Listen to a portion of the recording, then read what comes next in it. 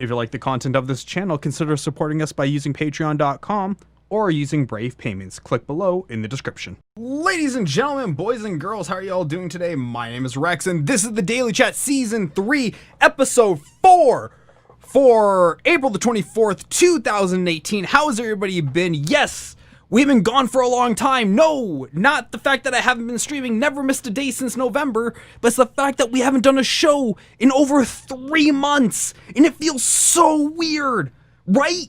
I know, it feels weird. This set is so dusty. Like, holy crap, there's a cobweb, like, right here. And there's, like, cockroaches down here in the corner. It's, oh my god, there's so much cleaning to do. And in fact, I actually meant to go live yesterday, and by the time I got all the alerts and everything squared away, it was past midnight. It was already Tuesday. If it's already Tuesday, wait for the next day, right? It's crazy. But how's everybody been, man? I know you guys must be excited for this. God knows there's been nothing good to watch in terms of a talk show. Yeah. I know. There's Drop Frames and Co-optional and the H3 podcast where they interview like the biggest and the best. But still, you lose that personal touch. I'm like the mom and pop stores of talk shows, right? I'm like that guy that, you know, it's good to have around the corner just when you need to grab it real quick. It might be a little more expensive, but you know what? In the end, it just benefits you that much more. So, anyways, in the time I've been gone, what have I been doing? Let's catch up. Let's do a catch up. And today's show is honestly going to be a little bit quick, mainly because it's already 10:42 in the evening. I need to hit the gym, and then I've got a Warframe date with some friends, and I kind of want to do that. But I wanted to do this because, well, since November, so I think the last show we did was in February. Okay? I think the last show was in February, and it was more of an update video than anything else. It wasn't I remember it was not a big show. Since then, we wrapped school, terms over, everything's completed, that's great. Down to 8 more classes, then I get my piece of paper, which at that point means nothing really. But I get my paper and I'm free, but I'm free for the next 4 months. I have 4 months of freedom. It's kind of like what's that thing in prison that you do? No, not that other thing in prison. Not that thing. That other the one that's not shower related in prison. Is it parole? Is it a parole where you go to like the halfway house and then you have to go work, and it's like a partial parole. It's like supervised parole. You're basically a dog. You're allowed to roam for the day. You have to come back at night, okay? I'm basically on that for the next 4 months, okay? So in September, I go back to prison. But before then, we're good. We have all the freedom in the world. So meaning I can do the show 5 days a week. And really, I need this. I feel like I need this more than you guys need it. Because for me, this is cathartic. This is wildly cathartic, and it's just the fact that, well, it feeds my vanity project, and reason that's honestly reason enough for me to do anything. So we did the show in February, we did school, we wrapped school, we're off of school, we're getting ready. What else has been going on? Well, as you guys know, I have been intensely tied to the Overstream project, the new alert system coming out here. If you guys don't know what I'm talking about, it looks a little something like this.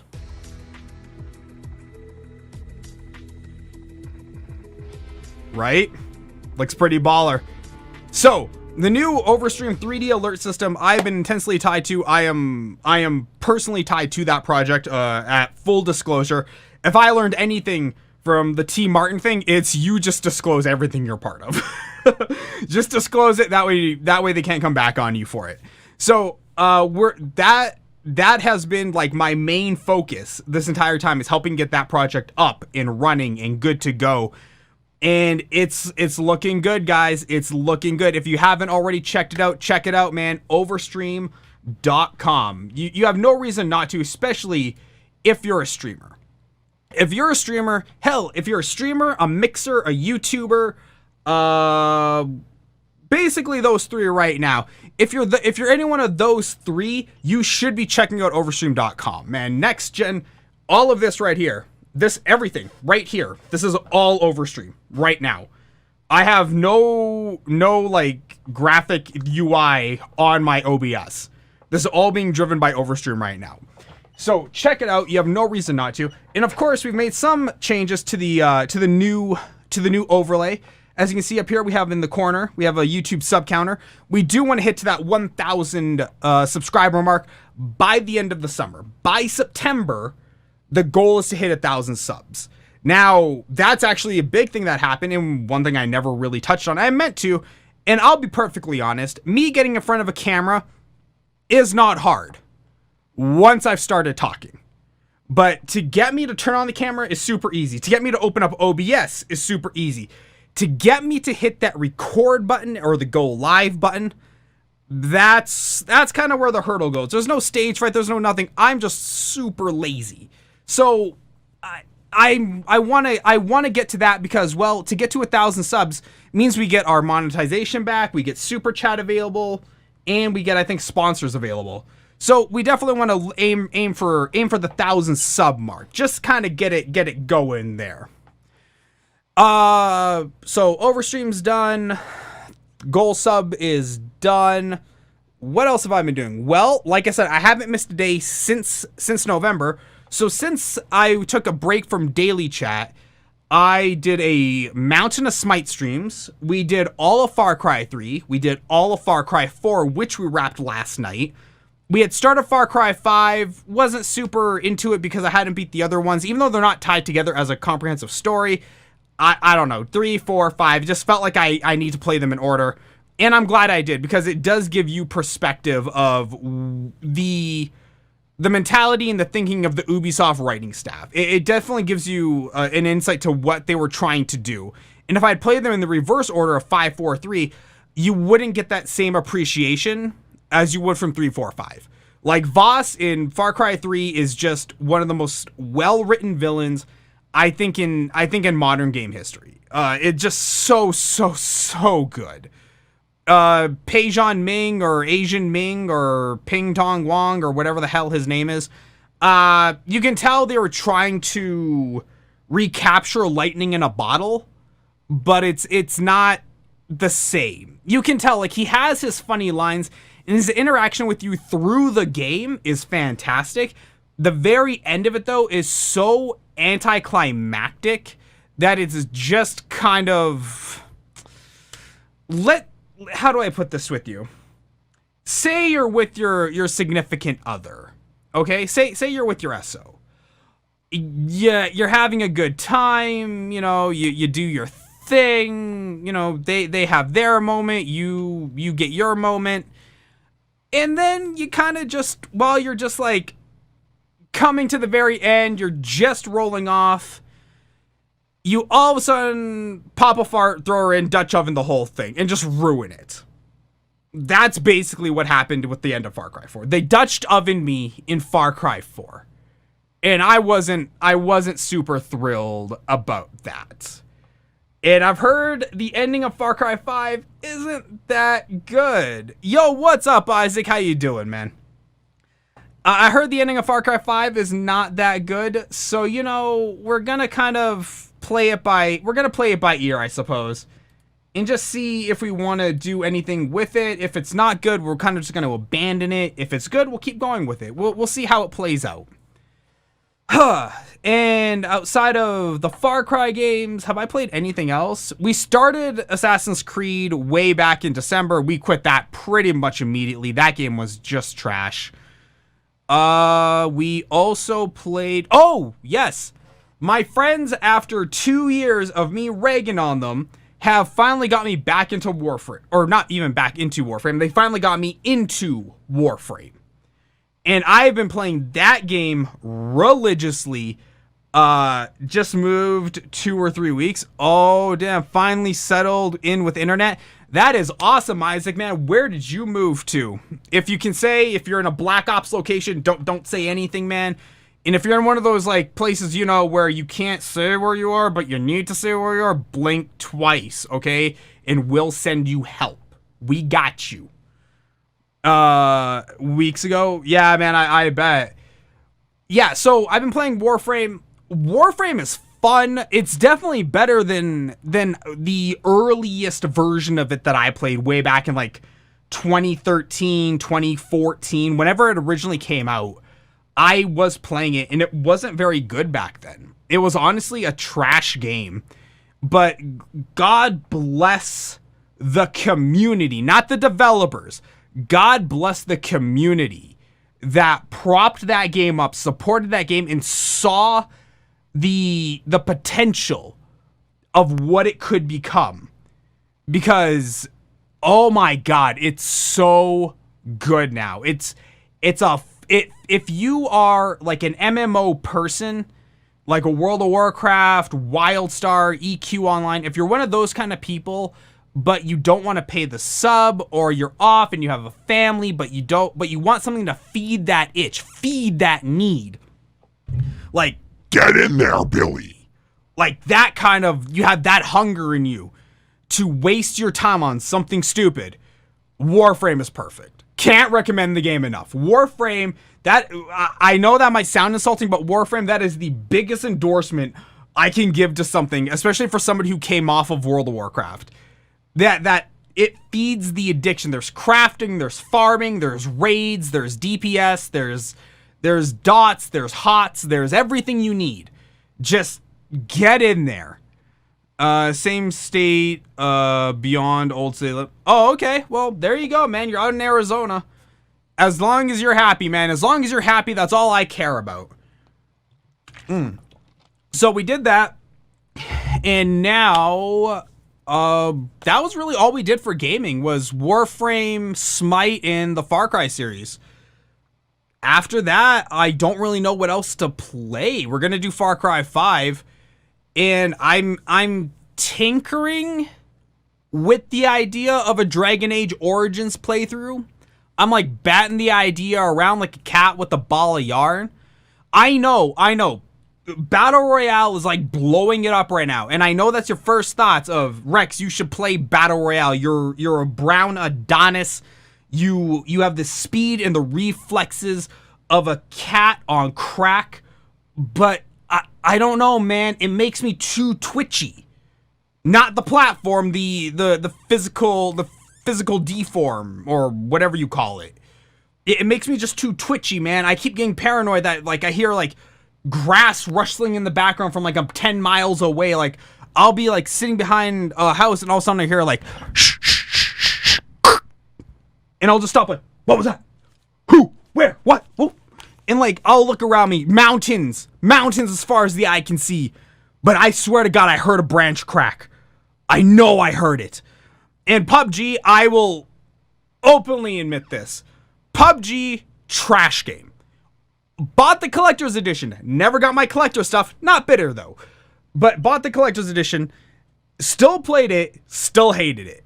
It's just not a good game. There's so many things wrong with the design and the execution of that title, where Fortnite just kind of got it.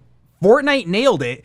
And now we have Radical Heights, which is Cliff Bleszinski's newest train wreck and money black hole that he put out. I know some people are saying it's like this is perfect for those who love the 80s. I'll be honest, I didn't play it. I watched a metric ton of it over the last like week. Not that good a game. Just not that good. It looks not even rushed. Radical Heights looks cobbled together.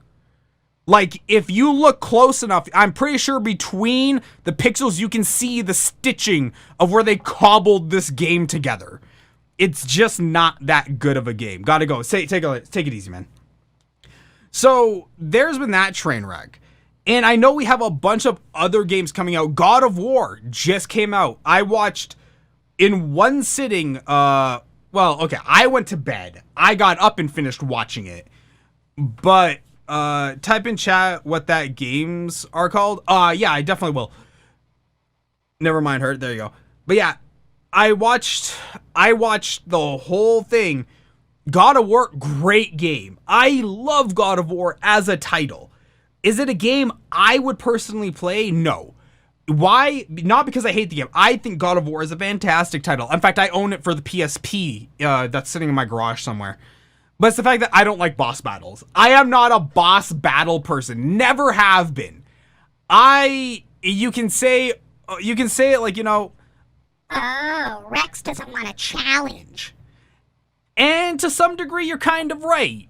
I didn't mind boss battles in World of Warcraft because I had other teammates to carry me. I could blame, work with, talk to. It was a group learning effort.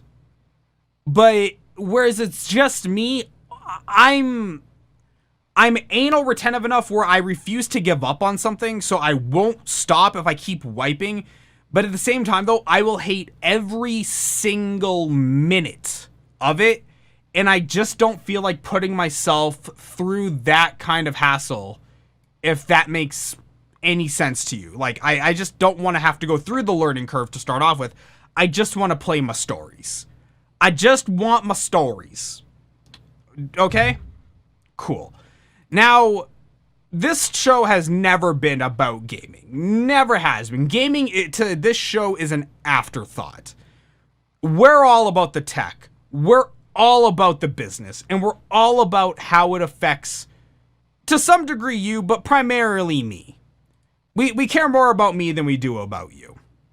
And one of the things I cared a lot about was the fact we got a tiny bit of leaked news involving the new NVIDIA 1180 graphics cards. So let's take a look and show you guys. This is from Extreme Tech. NVIDIA is expected to launch the new sets of GPUs this summer on its Turing microarchitecture, and we're already seeing the specifications and capabilities popping up online. So let's take a look here. The 1180 versus the 1080. We got a 12 nanometer FinFET die versus 16 on the 1080. We got still GP 104 versus GT 104. I'm not sure what the T means. I think that just means Turing, like GeForce Turing. We got a bump in CUDA cores of just slightly over 1,000. What is that? Like 1,024? 1,024 extra CUDA cores. That's pretty good. We got a lower core clock speed, but we have a higher boost clock. 13 teraflops versus 8.7. That's a pretty decent amount.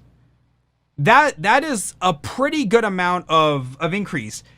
And they're both using a 256-bit memory interface, which that's pretty standard for what you see nowadays. I wouldn't really expect a 512 at this point. But here's the big thing. Here's the part that makes all the difference going down. It's going to have between 8 and 16 gigs of RAM. Cool. But it's GDDR6. For the longest time, it was rumored and speculated that the 1180, the 2080, whatever this card was going to be called, was going to be using HBM2, High Bandwidth Memory version 2. Now, GDDR6 has very strong has very strong throughput. Like you shouldn't have a problem. I think it's comparably on the same level as HBM2. But yeah, we're gonna get the next gen in memory chips here. Okay, so maximum speed is gonna be 16 gigabits per second versus the 10. You have a memory bandwidth of 512 versus 320, which that's a lot, man. 512 gigabytes per second. Like, my goodness, how could you not be wanting that? If you are a crypto miner, if you are a gamer, if you are even, I guess to some points, an at-home researcher, or an at-home like astronomer, or protein folder, or whatever, this has got to tickle your fancy at least a tiny bit. I'm looking forward to it. Best part is too, the launch MSRP is going to be $699. So if you're Johnny on the spot, if you're quick on the draw, you will actually be able to grab this card before it hyperinflates to the level of a sun. You might be able to grab it. And if you do, I envy you. I know I'm going to try and grab one for myself. I'm then going to try and grab one to resell. Why? Because I am a garbage person who wants to make as much money as humanly possible. Simple as that. And I'd be wrong not to resell one at 3 times the price that I paid for it. Why wouldn't I? So there you guys go. That was like news I've been tracking and following with incredible intensity. Anything that pops up, NVIDIA Turing or whatever the NVIDIA Volta titled, I'm all over it. I gotta know. Speaking of things I'm intensely waiting for. Infinity War in 2 days, baby. Comes out in 3 days for most of you peasants. Comes out in 2 days for me. Because I managed to get preview tickets for Thursday night, baby. I'm going to see Infinity War on Thursday. I'm so hyped. I can't wait. I don't know how I'm going to sleep. I might just 31-hour marathon myself and just go watch all of the Marvel movies in one sitting and then head off to Infinity War. I might just do it. You don't know. I have the balls. What's going on, Dan? Dick, how you doing, man? What's up, Foreskin? You doing good, guys? But yeah, I'm so hyped for Infinity War. Everything about it looks amazing, from the CGI to the story to the characters. Just how many heroes do they have in there? There's like what, 41, 72, 85 something odd heroes in that movie. It's gonna be bananas. And I heard early reviews today, no spoilers in the review, meaning I have no spoilers either. But I heard early stuff.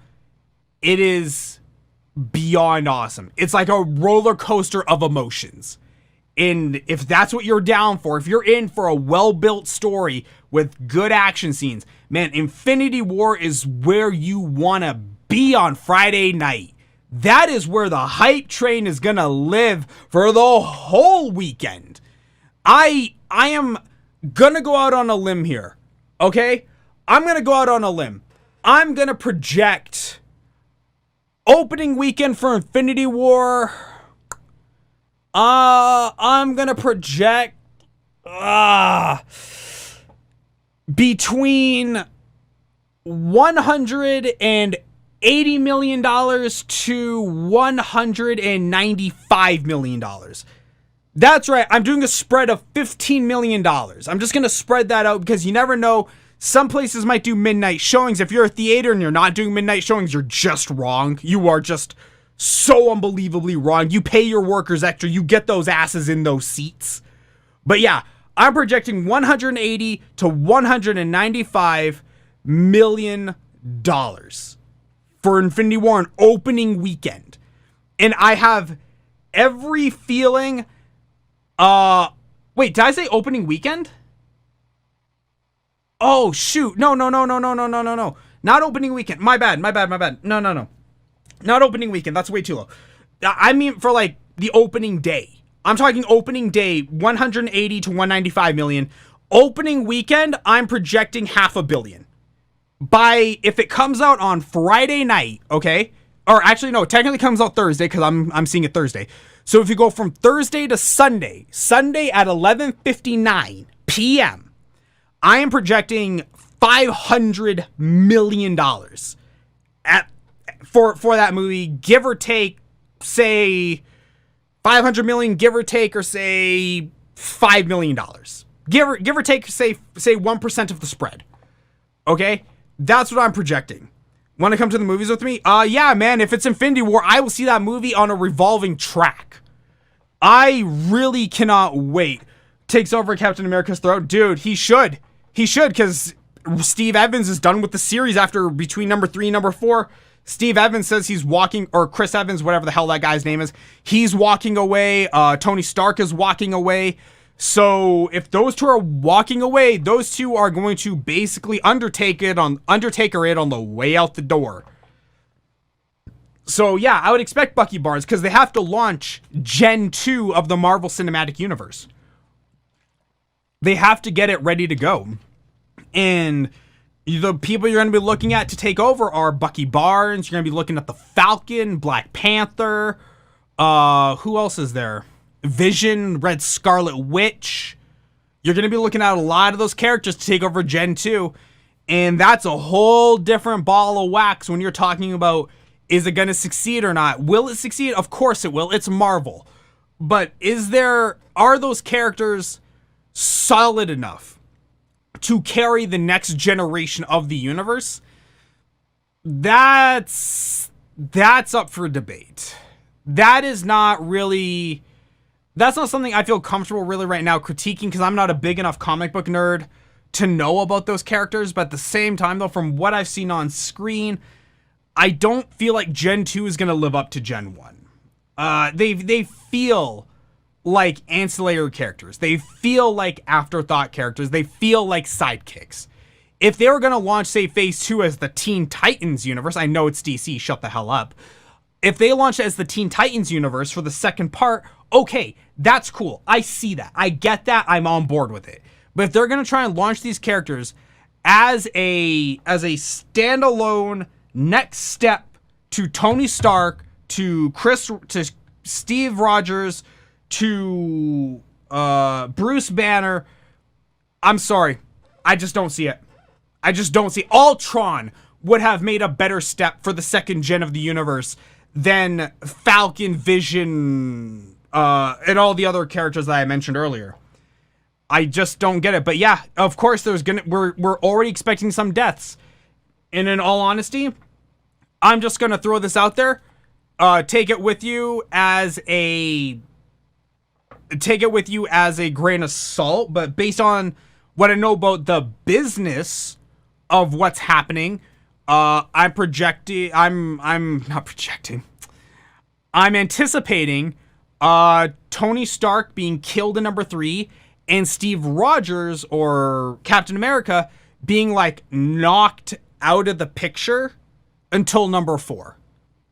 That's what I'm thinking is going to happen. Tony Stark eats the pill now, and Captain America eats it afterwards. That's what I think is going to happen, and I'm curious to know if I'm right. And keep an eye, man. I'm gonna be definitely putting some videos up about that. But yeah, man, I'm very, very, very excited for it. It's gonna be so awesome, and I'm purposely seeing it on opening weekend because I want that crowd interaction. Even though some people are loud and stupid and annoying and smell bad and they're loud popcorn eaters and they haven't bathed in 3 days and they bring their stupid kids, even in spite of all of that, I want that crowd reaction. I want that group experience, because some movies are just better in a group, and this is going to be one of them. And then when it comes out on DVD, that's going to be my push to go get a 4K TV. I will buy a 4K TV the day Infinity War comes out on DVD. And here's how successful I'm thinking Infinity War is going to be. Black Panther came out in February. It is in theaters still to this day, 2 to 3 months after it came out. It's still being shown, and not in only one screen. No, they're doing like 4 to 5 screenings at my local theater. And my local theater rotates through movies as fast as I rotate through underwear. Like, it's pretty quick. So the fact that they're still maintaining it just tells you how much staying power that movie has. And I wonder, part of me now only wonders if they kept it just so they can do like a quick, hey, watch Black Panther before Infinity War. I just wonder if they did that. Part of me thinks they did. But if you're in America, and you're near an AMC theater, you really, really should just take the day off of work who are kidding, we're on Twitch, you probably don't have a job, take the day off of school and go see the 31-hour marathon that they're doing. All the movies, Iron Man 1, 2, 3, Captain America 1, 2, 3, Avengers 1, 2, Black Panther, Thor 1, 2, 3. They're doing all of them. Go. It's 31 hours of just fantastic movie watching experience. During Doctor Strange. During Iron Man 2 and 3, you can go home and take a shower. You're not going to miss anything. It's fine. Both movies are pretty bad. During Thor 1 and 2, you can also go home and take a shower. So, that way you're always keeping that fresh, clean scent on you. And you can just come back for Iron Man 1, Thor 3, Avengers 1 and 2, and Black Panther. And Doctor Strange. There you go. I just planned out your weekends for you, and it didn't even take me 5 seconds. Looks like the star noise. Man, I can't say enough good things about it. Yeah. But yeah, man, that's everything. There's a bunch of articles to get through. Okay, I may as well touch on this because I am in Canada. So we'll touch on this really fast here. So yesterday, this dude named Alec Mancian, I don't care. He's 25. Dude lives in Toronto, rented a van, drove it down a popular fairway called Yonge Street, which I guess is like a heavily populated area, ran over tons of people, 10 of which died, 14 of which in critical condition. He is being slapped with 10 counts of first-degree murder, 14 counts of attempted murder, possibly with a 15-1 coming up here really, really soon. I don't know where this is coming from, why rental vans are becoming these people's weapons of choice. I guess because of size. It appears from one of the videos that floated around today that he was trying to do basically a suicide by cop, because during the standoff he was saying he had a gun, he was trying to get the cop to shoot him in the head. The cop wasn't taking it, cop took him down, cop's a hero, etc., etc. I just don't get where this is coming from. And more importantly, why are you attacking in Canada? Like, honestly. Dude, we're Canada, man. Come on. Like, for the love of God, have some standards. We're barely a real country. Like, yeah, we have freedom, but really, come on. We're barely a real country. Like, let's be honest. Don't bring that crap up here. We didn't do anything wrong. We have like the most ineffectual politicians in the world. America, I guess, would say that's arguable. We have a population of 35 million, lower than the state of California. We have big swaths of land with polar bears and bears in general. We really don't have anything worth attacking. Like, just why? I feel incredibly bad for the 10 people that just lost their lives for such a stupid reason. For such a dumb reason. Like, if you wanted to kill yourself, who are we to stop you? Look, if you want to kill yourself, I'm not saying you should, but if you want to do it, you go for it. You do you. But you know what? Jumping off a bridge, dressing yourself in meat or dousing yourself in honey and walking into a forest, those are all valid options. You can do those. A bear will eat you, but it still gets you to where you want it to be.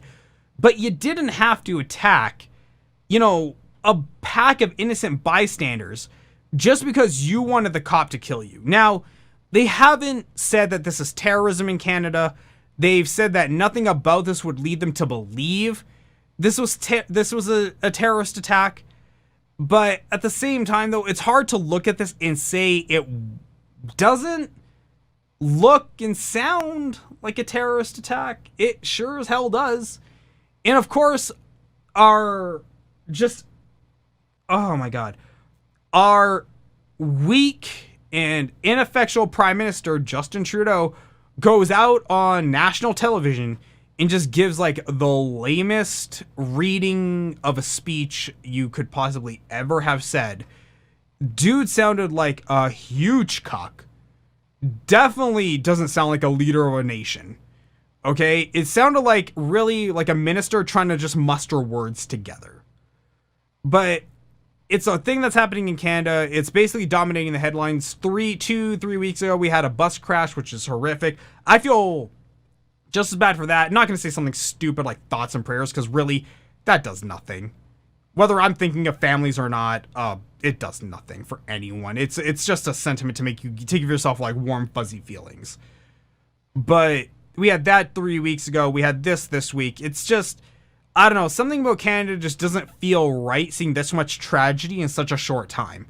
Like, these two events, tack on 2 more, that's basically all the events for Canada for a year.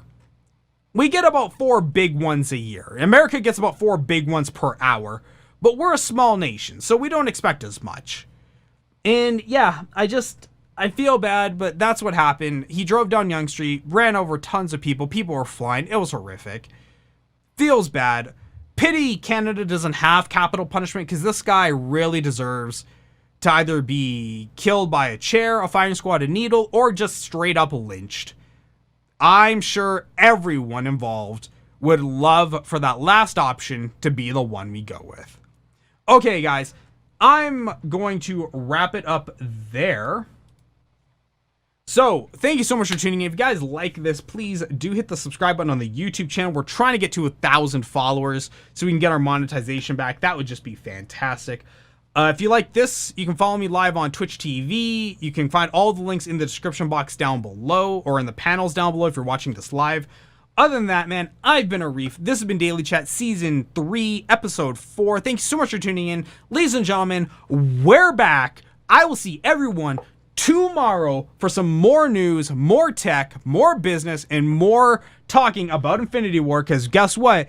Come tomorrow at 6 p.m., we begin The 24-hour countdown! Okay, guys, have a good night. Thanks so much for tuning in. I'll see everyone tomorrow. Bye.